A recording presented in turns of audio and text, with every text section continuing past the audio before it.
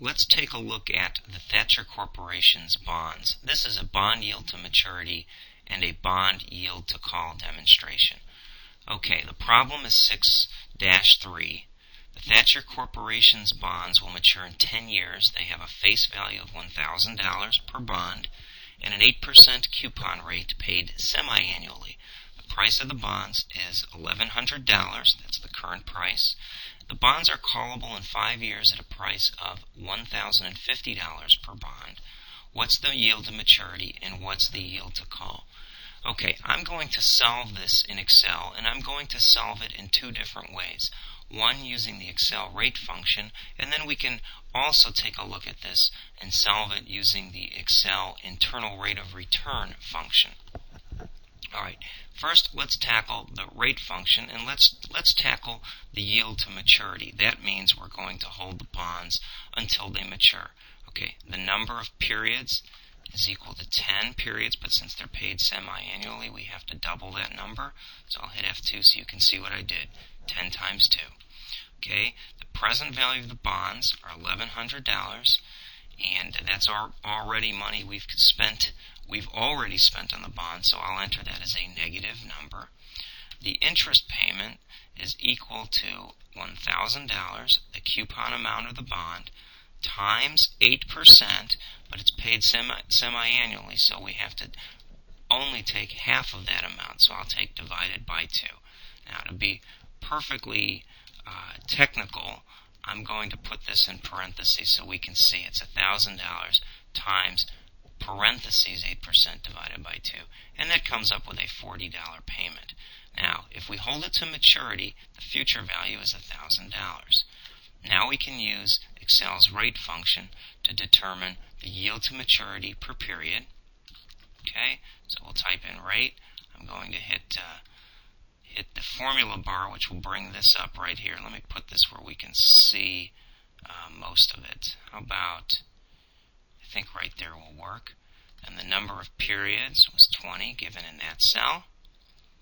Payments, $40. Present value is $1,100. Future value, $1,000. It's a regular type, so I can just ignore that and omit it. And my guess, I always use the coupon rate, figuring that's a good starting point. And the coupon rate is the 8%. Now I'm going to type that in, but since it's on a semi-annual basis, I'll divide it by 2. Okay, and I think we'd wind up with the same result whether we divide it by 2 or not. But since we're calculating it per period, the coupon rate per period is 4%. Alright, then that calculates the yield to maturity, or the effective rate of this bond per period. To come up with the annual rate, we simply take that number times 2, and we come up with a 6.62% solution. Now let's look at yield to call using the Excel rate function. The yield to call says we're only going to hold it 5 years, so I'll say 5, 2 periods per year, right? Since it's paid semi-annually, we'll make that a 10. Present value is exactly the same. The interest payment's the same, only now it's callable at a price of $1,050.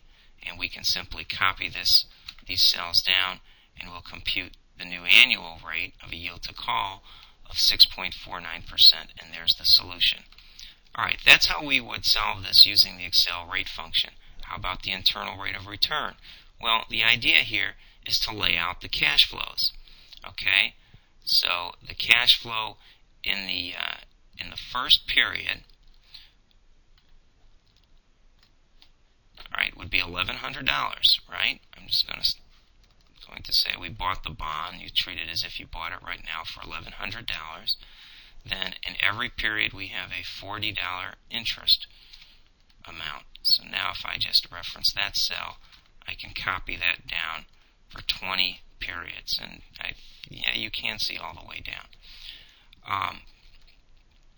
Then we need to compute the internal rate of return, or yield to maturity, or year to call per period.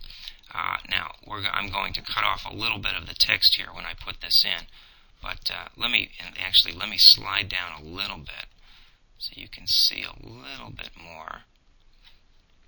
Okay, I'll say equal IRR, that's the function, and then it puts me in this a parameter window, if you will.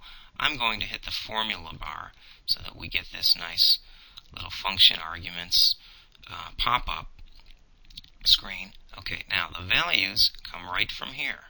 Right, there's my values. Oh, I have to add one other thing to it. So why don't I complete this, and then I'll change one of the items I left off. We'll guess again at equal at 8% divided by 2, or 4%. Okay, now that's not the answer, because in the 20th year we need to add back the interest, plus we're also going to get the value of the bond.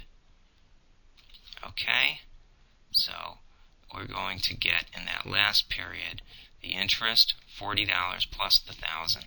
Then we'll get the periodic interest per period, multiply that times 2, and you see, using internal rate of return, which is this formula in that cell there, cell G31, we're able to compute the exact same solution.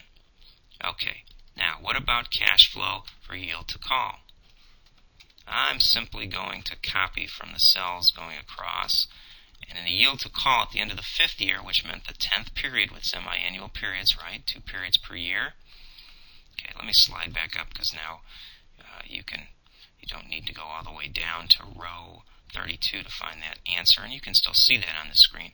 Okay, in year 10, we have to grab the interest, plus we have to grab this amount right here, the 1,050 in cell C13, which will tell us what we expect to get at the end of year 10. So we get the $40 interest plus the $1,050, the callable amount. Then we can simply copy this formula again. And one of the nice things about the internal rate of return is if it goes beyond the number of periods, as you can see after the 1,090 from periods 11 through 20, it's blank. Well, the internal rate of return knows that those periods really don't exist. So I don't even have to adjust the H30 here to H20, and we'll still get the correct answer. But to do this in a perfect, correct manner, I'll go ahead and change that and have that only reference through cell H20. Okay? And we'll come up with the same answer. And as you can see, we've now solved problem 6.3 using 2 different ways, the Excel rate function and also using the Excel internal rate of return